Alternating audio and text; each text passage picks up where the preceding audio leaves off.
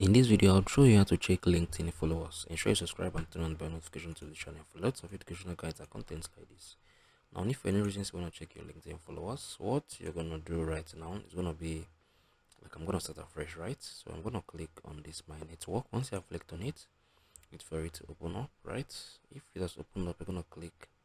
You're going to see this following and followers. Click on this. Once you have clicked on it, wait for it to load up, right? So I'm going to show you my LinkedIn followers, or like I'm gonna show you how you can check LinkedIn followers. Once it has opened up, you're gonna wait for for some minutes, right?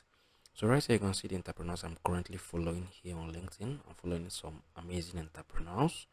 So I'm gonna click on these followers, right? If I click on the followers, I'll be able to see my followers. So you can see this, right? So at the moment I don't have any right now, but I'm still working on it.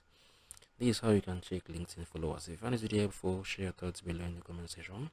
Thank you guys for watching. We'll see you guys in the next one.